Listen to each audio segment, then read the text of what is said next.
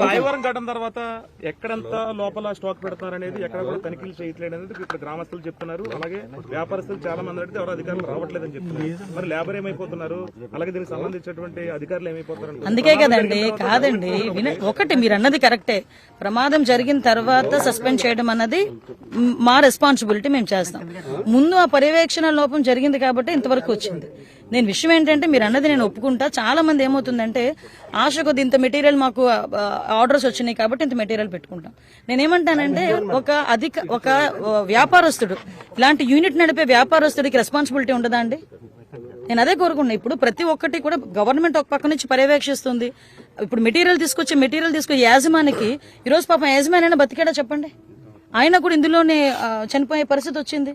నేనంటాను ఏంటంటే కొంత మనం కూడా అలాంటి ప్రికాషన్స్, ఇలా యూనిట్స్ తయారు చేసే యజమానులు కూడా చిన్న చిన్న ప్రికాషన్స్ కంపల్సరీగా గవర్నమెంట్ సూచించిన సూచనల మేరకు చేసుకుంటే మంచిదని నా అభిప్రాయం. నైపుణ్యం లేని కార్మికుల వల్ల ఇలాంటి ప్రమాదాలు చోటు చేసుకోవడానికి అవకాశాలు ఎక్కువ.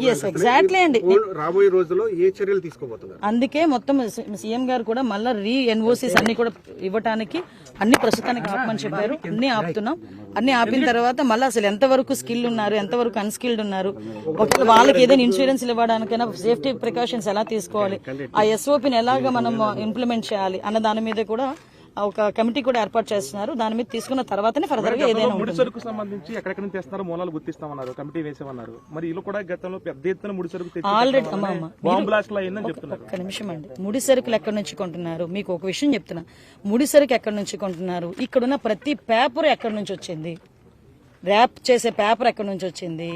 అది పార్టీలకు సంబంధించి జగన్మోహన్ రెడ్డి పాంప్లెట్లు ఎందుకు ఉన్నాయి అన్నీ మాట్లాడతాం. విషయం ఏంటంటే మీకు కూడా మాకు కూడా పొలిటికల్ కాదండి. ఎస్ ఎగ్జాక్ట్లీ, అది కూడా ఇన్ఫర్మేషన్ వచ్చిందండి. ఒక ఇన్ఫర్మేషన్ మాకు ఉందండి. ఇప్పుడు విషయం ఏంటంటే నేను పొలిటికల్ గా మాట్లాడాలనుకుంటే మీరు ఏమైనా పొలిటికల్ గా మాట్లాడాలి, నేను పొలిటికల్ గా మాట్లాడతా. కానీ పొలిటికల్ గా మాట్లాడుకునే పరిస్థితి కాదు. సుమారుగా 20 మంది చనిపోయారు, కుటుంబాలు రోడ్డున పడ్డాయి. ఈరోజు గవర్నమెంట్ ఆదుకుంటుంది. ఇటువంటి సందర్భంలో నేనేమంటానంటే కంపల్సరీగా అందరం కూడా కలిసి దీని మీద ఒక కంక్లూజన్ కి రావాలి, చర్యలు తీసుకోవాలి. మీరు అన్నది కరెక్ట్. దాని మీద కూడా ఇందాక ఎస్పీ గారు కూడా నాతో చెప్పున్నారు. లాస్ట్ ఇదే ఎంపీపీని ఇదే బ్లాస్ట్ కి సంబంధించి ఒక 3 నెలలు కూడా ఏదో కేసులో ఆయన ఇరుక్కున్నాడు అన్నారు.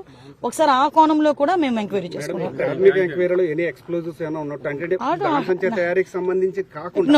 అన్ని బాణసంచకు తయారు ఉన్నాయి. అమ్మ మాకు ఒక 2 రోజులు మాకు టైం ఇస్తే ఫోరెన్సిక్ డిపార్ట్మెంట్ వాళ్ళు రిపోర్ట్ ఇస్తారు. దాన్ని బట్టి ఏంటి ఏది పడితే అది మాట్లాడకూడదు.